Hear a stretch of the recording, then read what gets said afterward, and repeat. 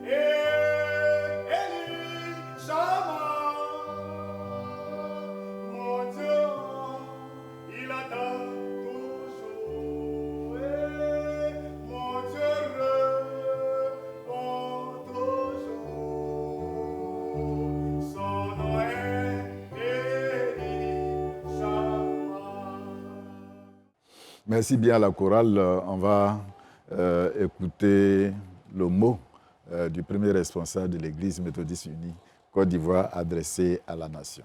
Comment ne pas rendre gloire à Dieu? Comment ne pas rendre grâce à Dieu, l'auteur de la vie, pour son amour infini envers l'humanité, au moment où ce Dieu bon et fidèle nous fait don d'une année nouvelle. L'Église méthodiste unie Côte d'Ivoire voudrait s'adresser à la nation ivoirienne et au monde. Ivoiriens, Ivoiriennes, population vivant en Côte d'Ivoire et en dehors de nos frontières, amis de la Côte d'Ivoire, frères et sœurs, 2022 a été une année particulièrement difficile avec les foyers de tension à travers le monde et singulièrement la guerre en Ukraine qui a mis à genoux l'économie mondiale et a entraîné la flambée des prix et la cherté de la vie dans nos différents États. Cela est encore palpable et visible dans les paniers de nos ménagères. 2022 a enregistré des morts à maints endroits de la sous-région et ailleurs dans le monde. Cette année difficile s'apprête à refermer ses portes et nous voici à l'orée de 2023, soit 365 jours qui nous sont offerts par Dieu. Quelle grâce! Comment nous préparons-nous à les vivre, à les mettre en valeur? L'Église méthodiste unie Côte d'Ivoire voudrait humblement rappeler à la conscience individuelle et collective que la vie est un don de Dieu. Elle invite par conséquent toute l'humanité à la préserver en cultivant la paix, gage de la cohésion sociale. L'Église méthodiste unie Côte d'Ivoire interpelle tous les gouvernants à travers le monde au sens de la responsabilité et à l'engagement pour circonscrire les sources de conflits et mettre fin à toute belligérance à travers le monde. La guerre Russie-Ukraine ou Russie-OTAN ne porte-t-elle pas les germes d'une troisième guerre mondiale? Attention, une juste résolution qui privilégie la médiation et les négociations à la place de l'accumulation de missiles est attendue, tant il est vrai qu'un conflit mal géré suscite des problèmes plus sérieux. ONU, gouvernants, intercesseurs, tous sans relâche. La survie de l'humanité en dépend. Notre pays, la Côte d'Ivoire, n'a pas été épargné ces 30 dernières années. L'actualité a été dominée par les différentes crises qui ont fortement altéré le tissu social et fragilisé notre vivre ensemble. Aujourd'hui, l'enjeu majeur pour nous est incontestablement le défi de la réconciliation. Celle-ci est non seulement familiale, mais aussi collective, régionale et nationale. Nous l'avons dit et redit, la réconciliation n'est pas une option, mais une obligation, une nécessité absolue. 2023, faut-il le rappeler, est une année électorale. Comment préparons-nous donc ces échéances en tant que gouvernants ou dirigeants, en tant que formation politique, en tant que presse plurielle, confession religieuse, en tant que population, en tant que simple citoyen? C'est maintenant que chacune, articulant droits et devoirs, doit jouer sa partition. Tous les désaccords, toutes les divergences doivent être aplanis. Partis politiques et gouvernants, votre responsabilité est plus grande encore. La recherche du consensus et de l'équité doit primer et aucun effort ne sera de trop pour garantir la paix.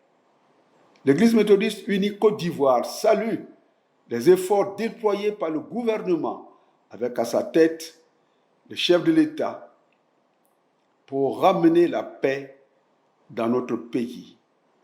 Ces efforts ont permis de faciliter le retour de plusieurs exilés et d'accorder la liberté à des prisonniers politiques. Cependant, il est impérieux de poursuivre les efforts dans ce sens jusqu'au retour de tous les exilés et la libération de tous les prisonniers politiques et militaires.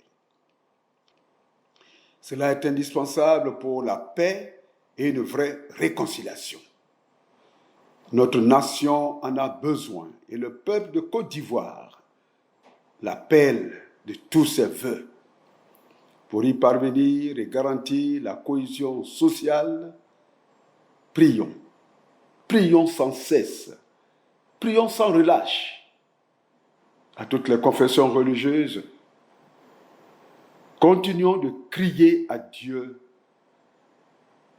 Et notre vocation de veille et de sentinelle nous l'exige.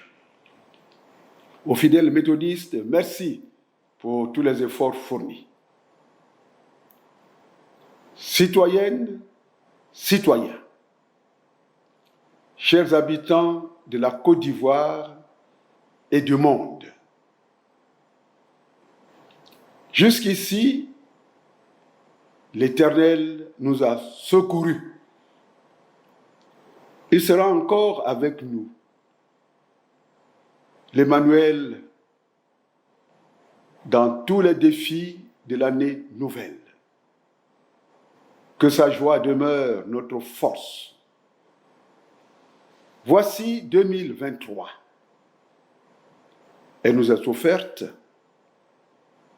Entrons dans cette nouvelle année et vivons dans la crainte de Dieu, dans son adoration, tout en nous souvenant de toutes celles et de tous ceux qui, près de nous ou au loin, ont besoin d'une main secourable, d'un sourire, d'une attention. Souvenons-nous, entre autres, de la marée de jeunes en désespérance. Jésus-Christ a dit, « Sans moi, vous ne pourrez rien faire. » Ayons donc les yeux fixés sur lui, que lui-même, qui est la paix, le prince de paix, remplisse nos cœurs de sa présence et de sa paix, afin de faire de chacun, de chacune de nous, des artisans de paix, selon qu'il est écrit, « Heureux les artisans de paix, car ils seront appelés fils de Dieu. » Matthieu 5, 9. Au président de la République et à la première dame, à toutes les autorités politiques, administratives, diplomatiques, militaires, religieuses et coutumières, aux malades, aux prisonniers, aux exilés et à tous les cas sociaux, aux habitants de la Côte d'Ivoire et au monde entier. Bonne, heureuse, victorieuse et paisible année 2023. À tous et à toutes, abondante bénédiction de Dieu en Jésus-Christ. Amen. Nous l'avons dit qu'aujourd'hui, c'est la journée de l'Alliance ou renouvellement de l'Alliance. Est-ce que les deux se disent journée de l'Alliance ou journée de renouvellement de l'Alliance? Sur notre lectionnaire, on a mis alliance pour dire que c'est l'événement. Mais l'alliance a déjà eu lieu. Ah, d'accord, oui. L'alliance a déjà eu lieu avec le Seigneur. Donc, c'est un renouvellement ou un rappel pour nous remettre en marche. C'est comme ça que moi je comprends. Parce que l'alliance a déjà eu lieu. Donc, c'est mieux de dire... Renouvellement. Et dans notre liturgie, c'est écrit renouvellement de l'alliance. Dans la liturgie méthodiste mondiale, c'est bien écrit renouvellement de l'alliance. D'accord. Voilà. Donc, on parlera abondamment de l'Alliance et puis renouvellement de l'Alliance. Mais l'Église a prévu le thème d'aujourd'hui dans notre lectionnaire. L'Arche de l'Alliance montrera le chemin à suivre. Mais on va parler quand même des bases ou du fondement de l'Alliance avant de peut-être arriver à cet aspect. Merci, pasteur. Dans l'Ancien Testament surtout, avant d'arriver au Nouveau, nous avons 8 sortes d'alliances, mais je vais donner les principales. Il y a une alliance dont on ne parle pas et qui passe sous silence. C'est l'alliance dans le Jardin d'Éden. Dans le Jardin d'Éden, il y a eu alliance de Dieu avec le couple au Jardin d'Éden. Et c'est une alliance conditionnelle. Il dit, vous avez tout, vous pouvez tout manger, mais vous ne mangerez jamais de l'arbre du fruit qui est au milieu du jardin. Le jour où vous en mangerez, vous mourrez. Autrement dit, la condition pour vivre dans le jardin, c'est le respect de ce commandement. Et quand on parle de cela, on ne dit pas que c'est une alliance. Donc j'ai voulu relever cela pour que les gens comprennent. L'autre alliance, c'est l'alliance qui a pour signe l'arc-en-ciel. Vous connaissez bien l'histoire de Noé. Ça, c'est l'autre alliance. Maintenant, l'alliance, sans oublier l'alliance avec Abraham. L'alliance de la promesse, de faire d'Abraham le socle d'une multitude de nations. Mais je veux m'appesantir sur l'alliance au Sinaï, où Dieu, de manière souveraine, entre en alliance avec le peuple qu'il a racheté. Et nous devons comprendre que l'alliance est un contrat. Contrat entre deux partenaires. Mais dans la Bible, Dieu est le partenaire privilégié. Autrement dit, c'est lui qui, de manière souveraine, décide d'entrer en alliance avec un autre partenaire qui est son peuple, qu'il a racheté. Et le signe de cette alliance, les 10 commandements. Donc, les 10 commandements constituent donc la constitution de ce pacte-là, d'une nouvelle vie d'ensemble entre Dieu et son peuple. Et vous allez voir qu'à la fin, Dieu dit, si vous obéissez à ces préceptes, je serai pour vous votre Dieu et vous serez mon peuple. Donc c'est une alliance conditionnelle. Lorsque nous venons dans le Nouveau Testament, c'est une alliance de grâce, c'est une alliance inconditionnelle. De manière souveraine, Dieu établit une alliance qui n'est pas comme celle avec les ancêtres de l'Ancien Testament, mais une alliance de grâce dans laquelle c'est Dieu lui-même au travers de son Fils qui se donne comme signe de l'alliance. Donc, par le sacrifice de Jésus, Dieu entre définitivement en alliance avec son peuple. Et avec cette alliance nouvelle, il n'y aura plus d'autres alliances. Cette alliance met fin à tous les autres sacrifices que l'homme, pour réparer ses fautes, fait des sacrifices pour contenter de nouveau Dieu et relancer la marche. Donc, ces sortes d'alliances marquent la marche du peuple avec son Dieu, et cette marche est régie par des règles. Définitivement, la règle, c'est suivre les préceptes de Dieu au travers de son Fils. Et nous allons revenir là-dessus parce que le thème que vous avez donné est un thème significatif pour la fin des autres alliances. Mais je voudrais profiter pour dire que dans toutes sortes de peuples, il y a des alliances entre les hommes pour maintenir la paix. Il y a une alliance que j'aime bien, la diplomatie par les alliances. C'est-à-dire un roi, pour être en parfaite harmonie avec son voisin, va prendre sa fille. Ou lui-même, il fait de cette fille sa femme, ou bien il prend cette fille pour donner à son fils. Alors, comme il y a ces alliances, on fera l'effort de ne pas être en belligérance. Je pensais que c'était dans le cas de la guerre entre les peuples. Mais c'est ça. Ça maintient.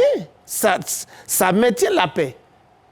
C'est pour ça que je dis, on n'entre pas en belligérance. Donc, on fait l'effort pour ne pas être en palabre. Parce que nous nous sommes mélangés au travers du mariage. Voilà. Ça, c'est dans l'Ancien Testament, c'est la diplomatie par les alliances. Il y a la diplomatie par les guerres, c'est-à-dire battre une nation et faire de cette nation son vassal. Voilà. Et quand vous faites de cette nation votre vassal, vous imposez des règles. Mais vous entrez aussi en alliance. Mais vous imposez, ce peuple-là paye un tribut pour que les relations perdurent. Mais le jour où il va se révolter, vous comprenez ce qui va advenir. Donc la Bible est parsemée d'alliances et les relations entre Dieu et son peuple est une relation d'alliance. Voilà ce que je pourrais dire au niveau de l'alliance. On va continuer pour voir la valeur, l'importance. Vous avez commencé déjà à le dire. Mais est-ce que c'était nécessaire? C'était nécessaire qu'il y ait plusieurs formes d'alliance? Non, c'est l'évolution d'une marche. C'est l'évolution d'une marche dans l'Ancien Testament. On commence et les événements qui se succèdent permettent de mettre en place d'autres sortes de contrats.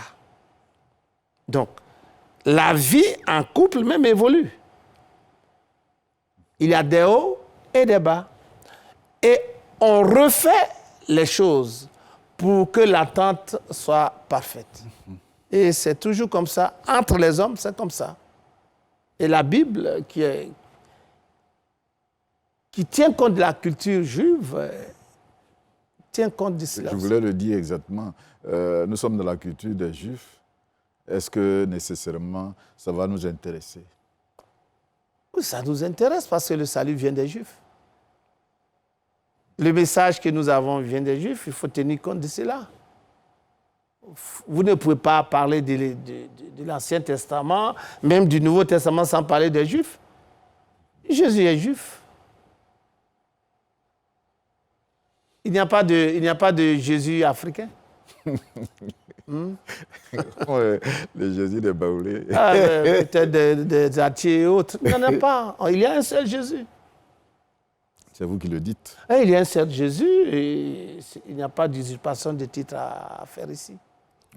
on va voir peut-être dans le moindre détail par rapport à l'alliance. Peut-être que vous vous intéressez à l'alliance de Jésus, de Dieu avec nous au travers de Jésus. Mais les autres alliances, quand même, il faut nous aider à les comprendre. Surtout, ce qui nous intéresse, c'est l'alliance au Sinaï. Et cette alliance au Sinaï, avec les tablettes de la loi, vont se retrouver dans notre texte d'aujourd'hui. Parce que l'arche de l'alliance n'est pas vide. L'arche de l'alliance contient des éléments significatifs. Il y a le bâton d'Aaron, il y a la manne, et puis il y a les tablettes de la loi, qui sont dans l'arche de l'alliance et qui donnent force à cette arche. Donc, les 10 commandements, qui sont les clauses de cette alliance, sont très importants pour le chrétien et avant nous, pour les enfants d'Israël. Voulez-vous que nous lisions le texte de Josué chapitre 3 ? Chapitre 3. Verset 1 jusqu'au verset 17. Vous allez seulement lire jusqu'au verset 5 où il parle du thème. Verset 3 et chapitre 3. Voilà. À partir du 5, vous pouvez lire. Si vous voulez, vous lisez les premiers versets et vous allez au 5 qui tient compte de notre thème. Mais avant, le fondement biblique, vous ne l'avez pas dit. Fondement biblique de quoi? De l'alliance. Du renouvellement de l'alliance? Du renouvellement de l'alliance. OK. Pour le renouvellement de l'alliance, le verset biblique qui fonde cela, c'est Jérémie 31. Voici les jours viennent, dit l'Éternel, où je ferai avec la maison d'Israël, la maison de Juda, une alliance nouvelle. Non comme l'alliance que j'ai traitée avec leur père. Donc vous allez jusqu'au verset 34. Celui-ci n'enseignera plus son prochain, ni celui-là, son frère, en disant « Connaissez l'Éternel, car tous me connaîtront, depuis le plus petit jusqu'au plus grand, dit l'Éternel, car je pardonnerai leur iniquité et je ne me souviendrai plus de leurs péchés. » Donc, voici le thème. Et dans toute la Bible, lorsqu'on parle de la nouvelle alliance, on se réfère à Jérémie 31. Mais quel est le cadre? Vous savez que la religion juive est une religion de temple. Il faut au temple pour faire les sacrifices. Et au temple, il y a un pouvoir. C'est le pouvoir des sacrificateurs et du prophète. Donc, tout se passe au temple. Là où il y a un prophète, il y a un sanctuaire. OK. Mais c'est au temple qu'on lit la Torah. C'est au temple qu'on écoute le message de Yahvé. Mais lorsque le temple a été détruit et que les enfants d'Israël sont partis à Babylone,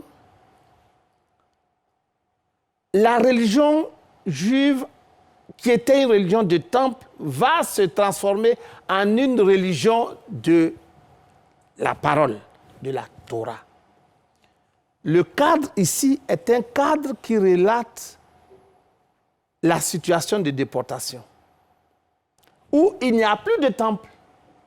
Donc Jérémie dit que dans les jours qui viennent, Dieu va faire une nouvelle alliance. Et dans cette alliance où il n'y a plus de temple, ça sera la Torah qui servira comme temple. Et comme la Torah sera le temple, chacun a sa Torah, chacun va connaître l'Éternel. On n'aura plus besoin de venir écouter le message, parce que chacun a la Torah avec lui. Donc la Torah est en lui. C'est pour cela que dans Josué, chapitre 1, verset 8, où on demande à Josué, Dieu demande à Josué de se fortifier, mais de ne jamais oublier de lire la Torah. Il serait intéressant que nous puissions lire Josué, comme vous êtes en train de le dire, Josué 3. Okay. On va le lire. Il est écrit ceci, Josué dit au peuple, sanctifiez-vous, car demain l'Éternel fera des prodiges au milieu de vous. Et Josué dit aux sacrificateurs, portez l'arche de l'alliance et passez devant le peuple. Ils portèrent l'arche de l'alliance et ils marchaient devant le peuple. Voilà. On peut continuer? Oui, vous pouvez continuer. L'Éternel dit à Josué, aujourd'hui, je commencerai à t'élever aux yeux de tout Israël afin qu'ils sachent que je serai avec toi comme j'ai été avec Moïse. Tu donneras cet ordre aux sacrificateurs qui portent l'arche de l'alliance. Lorsque vous arriverez au bord des eaux du Jourdain, vous vous arrêterez dans le Jourdain. Josué dit aux enfants d'Israël, approchez et écoutez les paroles de l'Éternel, votre Dieu. Josué dit, à ceci, vous reconnaîtrez que le Dieu vivant est au milieu de vous et qu'il chassera devant vous les Cananéens, les Hittites, les Hétiens, les Éviens, les Péréziens, les Girgasiens, les Amoriens et les Jébusiens. On peut s'arrêter. Voilà. Alors, comme j'ai parlé tantôt, ce texte qui parle de la préparation de la conquête.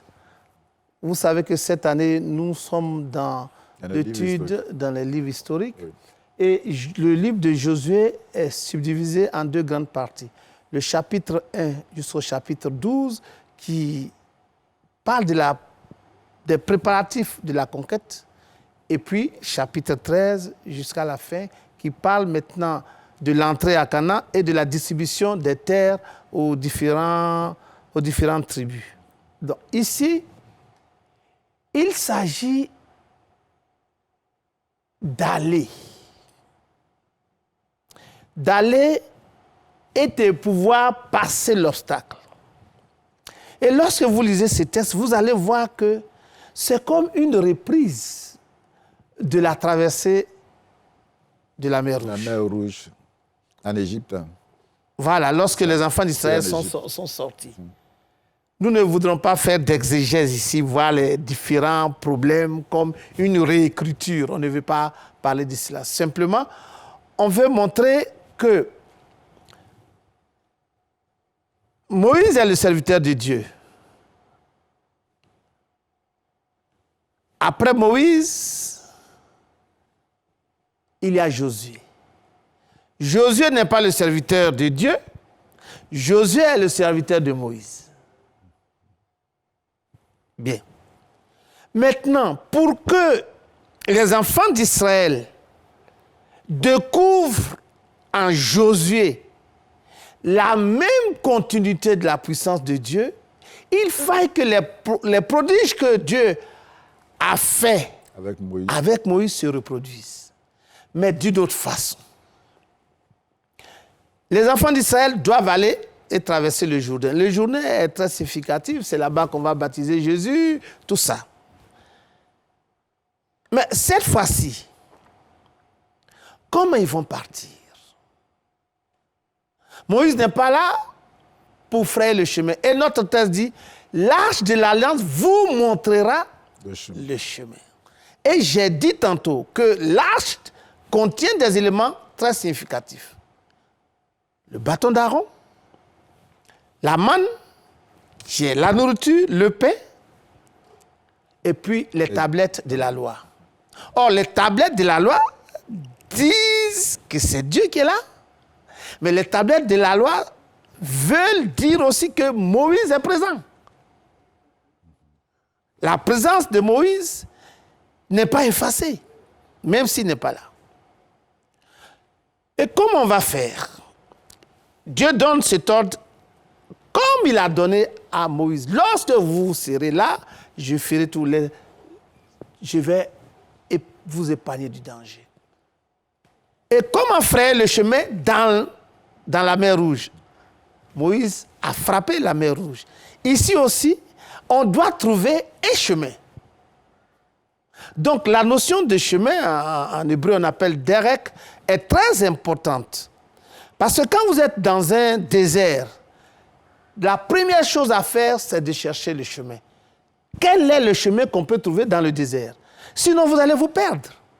Donc, vous ne pouvez pas vous aventurer dans un désert sans savoir par où il faut partir. Donc, dans le désert, lorsque vous allez en Israël, que vous voulez aller dans le Negev, la première chose, c'est de savoir où les gens passent. Donc, tu cherches le chemin. Donc, Dieu fraye par Moïse le chemin. Ici, pour passer le journée, il faut pouvoir le rendre à sec comme Moïse l'a fait. Mais cette fois-ci, ce sont les porteurs de l'arche qui doivent mettre leurs pieds dans le Jourdain. Et ils restent dans le Jourdain. Et en y restant, le prodige va se produire et ils vont passer à sec.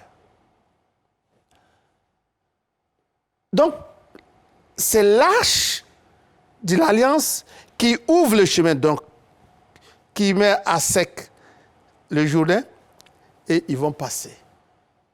Mais il faut savoir donc que chaque chemin conduit à quelque part. Il faut savoir quel est le chemin que vous empruntez, parce qu'il y a des chemins sans issue. Si vous empruntez un chemin sans issue, vous n'irez nulle part. Mais ici, comme c'est Dieu qui conduit son peuple, il y a déjà l'issue, c'est la terre promise. Donc, il y a un renouvellement des prodiges avec Josué, et donc le peuple croit en Josué. Donc, voilà le test qui est donné à notre réflexion. Mais c'est le jour du renouvellement. Quelle est la pertinence de ce rappel pour une communauté de foi? C'est la grande question. Je voudrais dire que, c'est vrai, nous célébrons chaque année ce renouvellement de l'Alliance. Mais est-ce que les gens comprennent ça? Est-ce que ce n'est pas tellement un folklore? Nous répétons mécaniquement ces paroles-là. Je vais vous dire un peu le test du renouvellement de l'Alliance. Je ne m'appartiens plus à moi-même. Je suis à toi. Et il y a une phrase qui m'intéresse tellement. Dispose de moi comme tu le veux. Place-moi à côté de qui tu veux. C'est fort, hein, pasteur? Donc, dans la communauté, je ne cherche pas où je dois être. Je me place là où il plaît à Dieu de me placer. Mais très souvent, on cherche où nous-mêmes nous pouvons nous placer. Soit les places privilégiées, pour qu'on nous voie, ou bien si nous ne voulons pas qu'on nous voie, on est perdu dans la communauté. Vous venez à l'église, vous partez, rien ne vous intéresse de la communauté. Rien ne vous intéresse. Or, on dit, dispose de moi comme tu veux. Autrement dit, dans ce renouvellement de l'Alliance, lorsque je dis ces paroles, je demande à Dieu que ce soit lui qui vive en moi et que moi, je ne m'appartienne plus.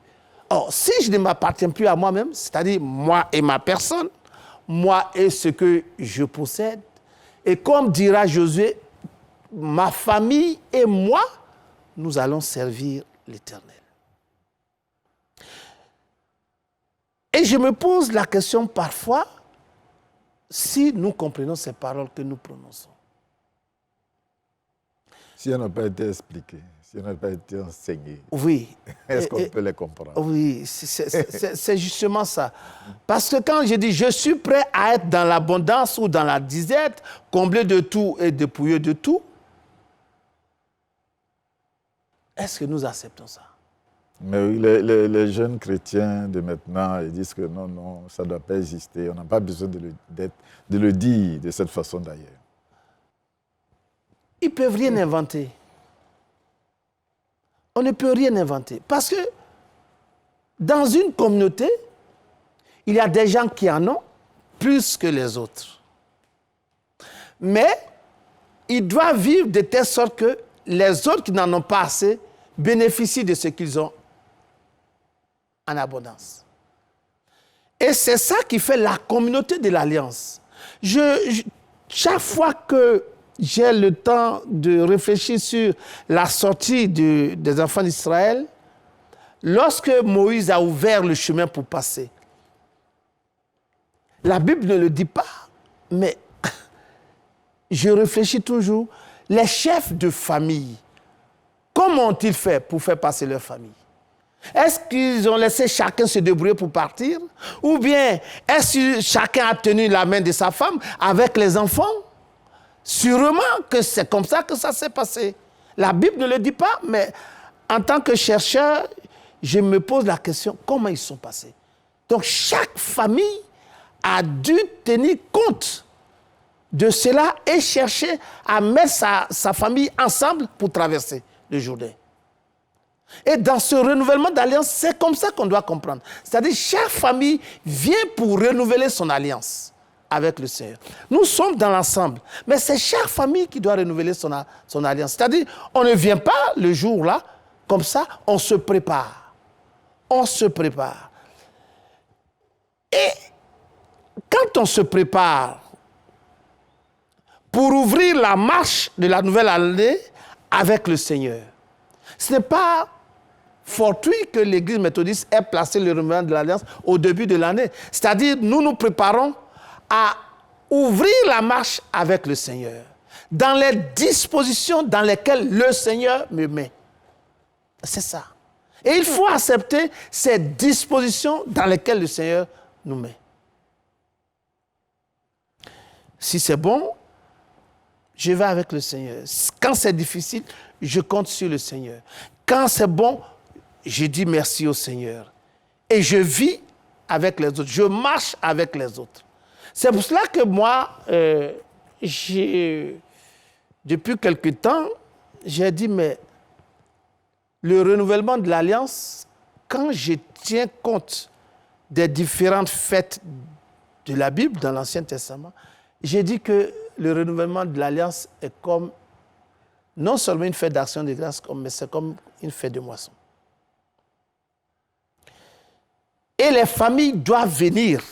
Comme Moïse, Josué a dit, moi et ma famille, nous servirons l'Éternel. Que chaque famille s'organise pour venir dire merci au Seigneur. Mais en même temps, comme c'est un contrat dans lequel nous sommes tous, toute la communauté vit dans une symbiose, dans une alliance complète. Non pas seulement avec le Seigneur, mais avec chaque membre de la communauté. Vous avez dit une chose très importante, chaque famille devrait logiquement s'organiser pour venir devant le Seigneur. Comme vous l'avez dit, cette année, l'Église a voulu qu'on ne parle même pas de Fimbeko, qu'on parle d'une action de grâce. On peut comprendre cela? Oui, j'ai été très heureux, comme nous n'étions pas dans le pays, j'ai été très heureux d'apprendre que l'Église a bien voulu dissocier la journée, la Fimbeko, à la journée de l'Alliance. J'ai été très heureux. Cela donne la possibilité à chaque communauté de vivre le renouvellement de l'Alliance de la façon dont elle veut la célébrer. Elle célébrer cette journée. Et chez moi, après l'enseignement, l'Église a dit, ça doit être une fête. Il y a beaucoup de gens qui ont des difficultés pour se faire une place dans la communauté. Vous arrivez dans cette communauté, vous pensez que vous êtes dans un désert. Personne ne s'occupe de son ami. Regardez, vous êtes dans une communauté. Nous sommes dans une alliance, n'est-ce pas? Et nous sommes dans une communauté dimanche. Et à la fin du culte, une grande pluie tombe. Tout le monde est bloqué. Toi, tu as ta voiture. Tu t'arranges pour entrer dans ta voiture. Tu démarres, tu es parti. Or, à côté de toi, même dans ton quartier, il y a des fidèles qui sont autant bloqués par la pluie. Il est incapable de dire à son ami, écoute, débrouille-toi, on va courir pour entrer dans ma voiture, on va aller devant, et puis je te dépose. Il y a des gens qui ne font pas ça. Vous parlez à la nation. Oui. La nation, nous sommes dans un contrat social au niveau de la nation. J'ai toujours considéré la nation comme une grande république formée par plusieurs républiques. C'est-à-dire, quand moi je dis d'autres républiques, une multi-république, dans la conception sociale, chaque tribu constitue une république. Parce que chaque tribu a sa façon de faire, ses règles de vie, sa culture, c'est une république. Et lorsque nous mettons toutes ces républiques ensemble, nous sommes dans un contrat social. On s'est entendu pour que nous soyons tous ensemble.